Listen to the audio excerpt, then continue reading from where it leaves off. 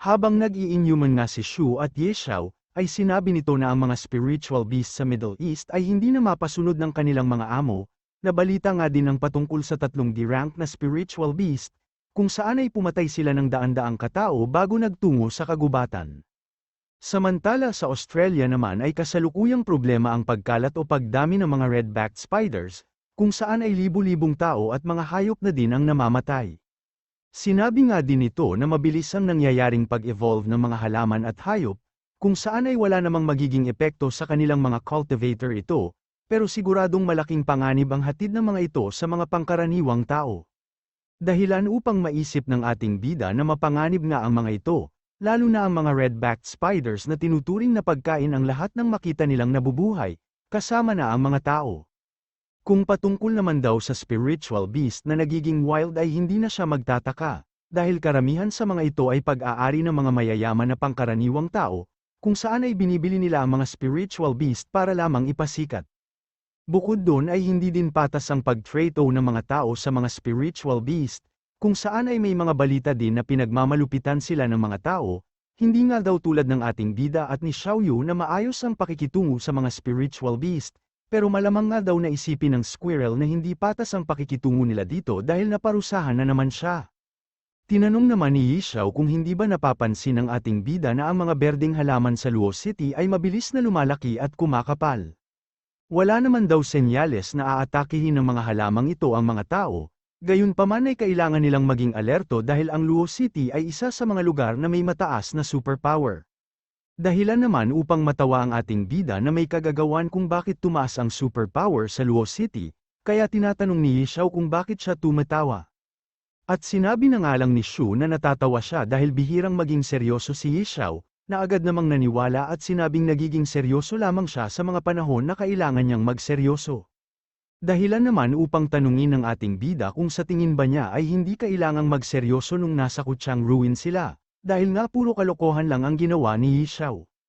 Sabay sinabi na kailangan pa din nilang mag-ingat sa mga halaman, dahil may mga instincts din ng mga ito. Anong instincts? Wala nga silang utak, wika naman ni Yi Xiao. At sinabi nga ng ating bida na alam ng mga halaman kung paano protektahan ang kanilang mga buto, kung saan may mga halaman din na nag-evolve at nagkaroon ng poison ability o camouflage para lamang protektahan ang kanilang sarili o mga buto sa iba. Hanggang sa bigla niyang naisip na ang superpower ay hindi lang sa tao nagkakaroon ng epekto, at malamang na maapektuhan din ng ibang nilalang, maging ang mga pangkaraniwang tao nga daw ay unti-unti na ding lumalakas, dahilan upang isipin niya na malamang sa ito na ang senyales sa sinabi sa kanya. Kung ang bawat nilalang nga daw ay nag-e-evolve, malamang sa ito na ang pinakamalaking kababalaghan sa buong daigdig, pero bigla naman siyang tinanong ni Yi Xiao patungkol sa kanilang squirrel. Dahilan upang maisip niya na ito ang pinupunto ni Yi Xiao, sabay tanong sa kanyang sarili kung bakit masyado ang pag-iingat ng dragnet at snare sa mga spiritual beast tulad ng kanilang squirrel. Ano na ulit yung sinasabi ko, wika nga ng ating bida, at sinabi nga ni Yi Xiao na may sinasabi siya patungkol sa mga instincts ng halaman, pero hindi daw at binago nga niya ang usapan, sabay sinabi na sana ay maging maayos ang susunod nilang cooperation. Dahilan upang maisip ni Yi Xiao na mas pinili ni Lu Shu na protektahan ang kanilang squirrel, pero ayos lang naman daw ito dahil wala pa namang ginagawang masama ang kanilang squirrel, bukod na lang sa pagbagbag kay Yutang, at ang importante naman umano ay nakapagbigay na siya ng warning sa ating bida. Tama-tama, mag-inuman ulit tayo, wika nga ni Yi Xiao, hanggang sa ilang sandali pa ay nakakadami na ang mga ito kung saan maging ang pulutan nila ay ubos na din. Dahilan upang simulan ni Yi Xiao ang kanyang drama, at sinabi na wala na siyang maayos na nakarelasyon kahit kailan. Dahilan naman upang isipin ng ating bida kung bakit lahat na lang ay puro patungkol sa pag-ibig ang binabanggit sa kanya. Sabay tanong kay Yi Xiao dahil ang alam nga daw niya ay maayos naman ang relasyon nila ni Nalang Kay, pero kamusta daw ba ang nauna niyang jowa? Napailing nga ito habang sinasabi na masyado niyang minahal ang naging una niyang jowa, dahil nga sa pagmamahal niya sa una niyang jowa ay mayroong isang araw kung saan ay sinubukan niyang ayain ang una niyang jowa na mag-plak-plak sila. Pero tinanggihan nga daw siya ng dati niyang jowa at sinabing makakapag-plak-plak lamang sila matapos siyang magpakasal. Dahilan naman upang manlaki ang mata ng ating bida at tinanong kung ano ang sumunod na nangyari. Hindi naman daw sumama ang loob ni Yi Xiao matapos siyang tanggihan, bagkus ay sinabi lang niya sa dati niyang jowa na balitaan lang siya nito pag kinasal na siya para makapag-plak-plak sila, dahilan upang iwan si Yeshao at maghanap ng ibang lalaki ang dati niyang jowa, at nabuga nga ng ating bida ang alak na iniinom niya. Ang pangalawang jowa naman daw niya na si Nolan Kay ay masyadong malupit, nabenta nga daw niya ang mga essential balms na nakuha nila sa base ng EO sa Africa. Kung saan ay umabot ng $2,000 ang pinagbentahan niya, pero kinumpiska lahat ni Nolan Kay at hindi man lang siya iniwanan kahit 5 dulang. Masyado akong malas at si Nolan Kay pa ang natagpuan kong jowa, wika nga ni Yeshao, sabay bumagsak ang ulo sa lamesa, dahilan upang mapatanong ang ating bida kung nakatulog na ba siya, at bigla ngang nanginig ang kanyang mga kamay nang maisip niya na kailangan niyang bayaran ang lahat ng nainom at pulutan nila. Sakto namang dumating si Nolan Kay at sinabing siya na ang magbabayad, kung saan ay agad itong nagtungo sa counter, dahilan naman upang mapatanong sa kanyang sarili ang ating bida kung kanina pa ba andito si Nolan Kay. Paglapit nga ni Nolan Kay sa kanilang mesa ay kinamusta niya ang ating bida, sabay sabi na malamang sa madaming reklamo si Yeshao patungkol sa kanya, dahilan naman upang sabihin ni Shu na sana wag siyang masyadong istrikto kay Yeshao, pero usapang pamilya nga daw pala yun, wika ng ating bida, kaya hindi na siya makikialam. Sinabi lang naman ni Nolan Kay na masyado lang siyang nag-aalala kay Yeshao, dahil nung mag-away nga daw si Yeshao at kanyang nanay ay umalis si Yeshao nang walang palm, kung saan ay sumakay ito sa train habang umiiyak. Kaya naman pinangako niya sa kanyang sarili na pag muli silang nagkita at nagkasama, ay hindi niya bibigyan si Yeshao ng sapat na pera upang makabili ng ticket ng train, kaya naman 50 yuan lang kada araw ang binibigay niyang pera nito. Pero sinabi naman ng ating bida na 20 yuan lang ay sapat na upang makabili ng ticket sa train, at sa 50 yuan ay tayak na malayo na ang mararating ni Yeshao. Dahilan upang makatanggap siya ng negative points mula kay Yeshao, at maisip na nagtutulog-tulugan lang pala siya. Sinamantala nga ni Shu ang pagkakataong ito upang muli pang makakuha ng negative points, at nagkamali nga daw siya dahil 19 yuan lang pala ang ticket ng train patungo ng capital, sabay sabing pagbus ang sinakyan niya ay mas mura pa. Dahilan upang biglang tumayo ang nagtutulog-tulugang Yeshao, andito ka pala Nolan Kay, I love you so much, wika nga agad nito. Kaya naman pilit tinatakpan ng ating bida ang kanyang mata para hindi makita ang lambingan ng dalawa. Habang iniisip na gagawin ni Yeshao ang lahat para lamang sa kanyang pang-araw-araw na panggastos, maging ang tama nga daw ng alak ay nawala ng pera na ang pinag-uusapan. Bigla namang tinanong ni Nolan Kay kung ano ang nagustuhan ni Yeshao sa kanya, kung ang magandang mukha ba niya o ang sexy niyang katawan, pero ang sense of humor nga daw niya ang naibigan ni Yeshao, dahilan upang mapaikan si Nolan Kay. Paktay ka na namang bobo ka, wika nga ng ating bida, kung saan ay nakatanggap nga ng malupit na suntok at magkapatid na bukol si Yeshao bago siya iuwi ni Nolan Kay. Samantala habang pauwi naman ng ating bida ay iniisip nito kung gising na kaya si Xiaoyu pag uwi niya, hanggang sa bigla niyang natapakan ng malaking anay na ito pero hindi namatay.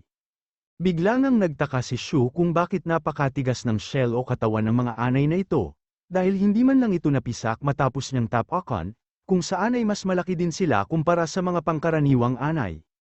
Dahilan upang maisip nito na malamang sa mga nag-evolve na anay din ang mga ito, at kung ganun nga ay malaking pinsala ang may dudulot ng mga ito sa kanila, kung magpapatuloy nga daw ang pag-evolve ng mga ito ay siguradong mahirap silang pigilan.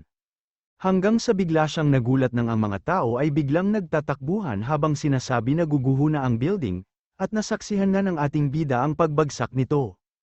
Kaya naman habang nakatingin siya sa mga anay ay iniisip niya na dapat niya itong i-report sa Dragnet at Snares, na agad namang nagtungo sa lokasyon niya at ginamit ng Earth-type Awaken na ito ang kanyang abilidad upang hanapin ang reyna ng mga anay. Ilang sandali pa nga ay sinabi niya na nasa ilalim nito ang reyna ng mga anay at kailangan lang nilang patayin ito, kaya agad siyang inutusan ni Minyu na magpatuloy at puksain ang anay. Tinatanong naman ni Shu kung ang pagpatay ba sa kanilang reyna ay sapat ng solusyon. At sinabi nga ni Mingyo na ang mga anay ay mayroong matibay na istrukturang panlipunan, kung saan pag nawala ang kanilang reyna ay hindi na sila makaka-survive. Kung ang obserbasyon nga daw niya ang pagbasehan ay masasabi niyang matapos mag-evolve ang mga ito ay hindi naman nagbago ang rules of nature nila. Dahilan upang mapatanong ang ating bida kung madalas ba itong nangyayari, dahil sa mukhang madami ng alam si Mingyo patungkol sa mga ito. Tama ka, wika naman ni Mingyo, dahil madami na din daw silang mga pinuksa at pinaslang na mga nag-evolve na insekto at hayop, kaya ang problema nila ngayon ay kung paano matatapos o mapapatigil ang pag-evolve ng mga ito. Bukod nga daw sa mga insekto tulad ng anay ay nagiging agresibo din ang mga aso at pusa sa kalye, kung saan ay inaatake ng mga ito maging ang mga pangkaraniwang tao. Pero bigla namang nagpaalam ang ating bida at sinabing sanay naman na pala si Mingyo sa mga ito kaya siya na ang bahala sa lahat, habang iniisip na kahit anong mangyari ay hindi naman siguro magiging wild ang kanilang squirrel. Samantala pag-uwi naman ng ating bida ay napansin niyang maayos na ang buhok ng squirrel, hindi ka na mukhang tangawika nga nito. Dahilan naman upang maiyak ang squirrel, mas nanaisin na nga daw niyang alisin ang kulay ng kanyang buhok kaysa ay patatu naman sa kanya ni Shu ang salitang pangit, dahil magiging kaiya-hiya at katawa-tawa siya sa libo-libo niyang tagasunod. Tinanong naman ni Shu kung alam ba ni Xiaoyu ang patungkol sa mga nag-evolve na hayop sa Luo City, at alam nga daw niya dahil inutusan na din niya ang squirrel at mga tauhan nito upang paslangin ang mga agresibong hayop na umaatake sa mga tao. Dahil nga sa napag-usapan ng mga evolve na nilalang, ay sinabi ni Xiaoyu na ang mga daga na tauhan ng kanilang squirrel ay nag-enjoy sa pagkain ng mga langgam na tila chips sa lutong, dahilan naman upang mapatanong ang ating bida kung ang mga daga ba talaga o nais lang niya ng chips ngayon. Bigla namang tinanong ni Shu kung ilan na ang miyembro ng dagang o tagasunod ng kanilang squirrel, na mabilis nagsulat at sinabing namatay ang iba sa labanan kaya mayroon na lang siyang mahigit 50,000 na natitira. Hindi naman makapaniwal si Shu sa dami ng miyembro ng dagang, sabay tanong kung nakikinig ba ang lahat ng mga ito sa kanyang utos, na sinigurado naman ng mayabang na squirrel. Kaya biglang napaisip ang ating bida, kung hindi nga daw magiging malala ang pag-evolve ng mga nilalang ay malamang sa kaya na itong solusyonan ng squirrel at mga tagasunod niya, pero kailangan pa din daw niyang utusan ang squirrel na paghigpitan ang kanyang mga tauhan, sabay naisip ang panganib na dala ng mga anay. Pero sa pagkakataong ito nga daw ay ang squirrel ang aasahan niya, naglabas na ng 2 timbang marrow fruit ang ating bida at sinabi sa squirrel na palakasin pa niya ang kanyang mga tauhan, sa kondisyon na sisiguraduhin niyang mapapasunod niya ang lahat ng mga dagang.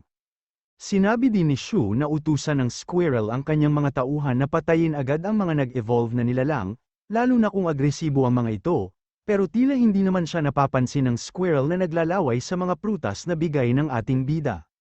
Dumating na nga daw ang araw niya, akala nga daw niya dati ay hindi na siya magnainingning dahil sa 2 demonyo na kanyang kasama sa bahay, pero ngayon ay tapos na ang lahat ng kanyang paghihirap. Bigla nga nitong kinuha ang papel at lapis, at sinabi na may tamang oras talaga para sa lahat upang magningning.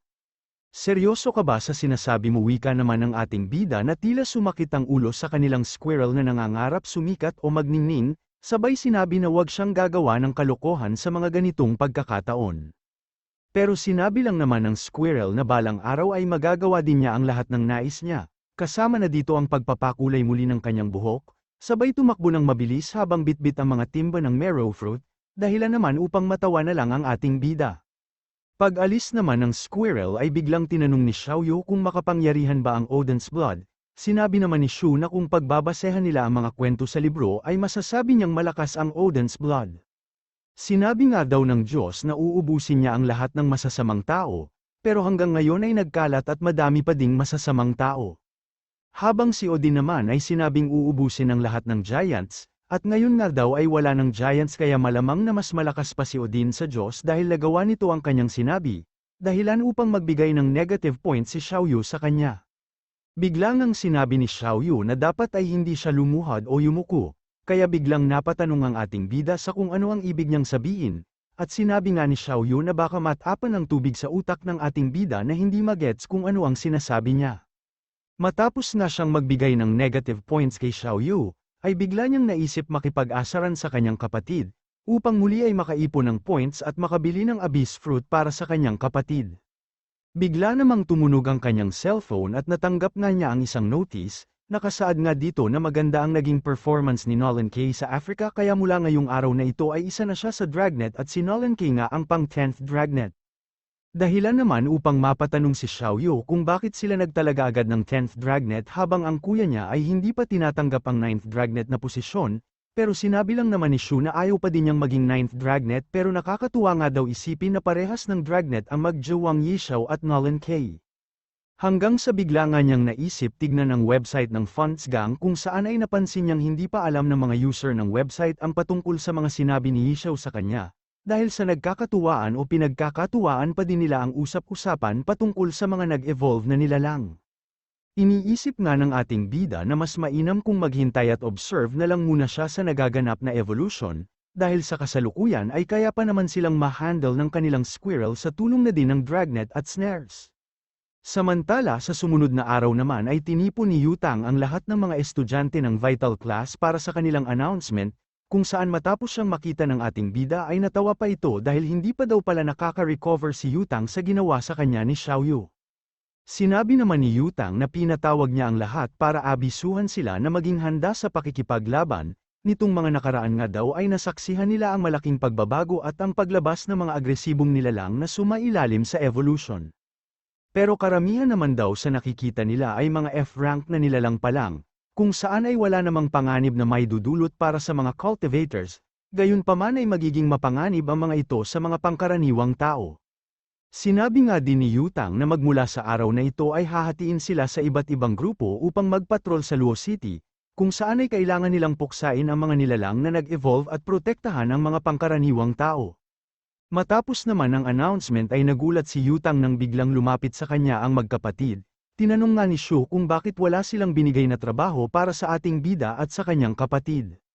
Sinabi lang naman ni Yutang na nais niyang magsilbing mobile forces ang magkapatid, kung saan ay agad silang tatawagan pag may sitwasyon na hindi kayang ma-handle ang mga estudyante ng Vital Class at iba pang miyembro ng Dragnet at Snares. Pero sinabi naman ng ating bida na mga F-rank lang sila diba, at siguradong siya na kayang-kaya na ito ng mga estudyante, pero bakit tila masyado daw ang pag-iingat at paghahanda na ginagawa ng Dragnet at Snares?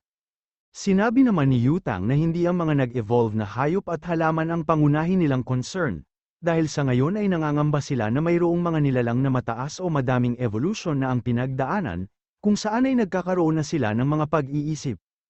Kung may mga hayop nga daw na pasekretong nagpapalakas o nagtatago, at planong lumabas pag may sapat ng lakas ay siguradong mahihirapan sila.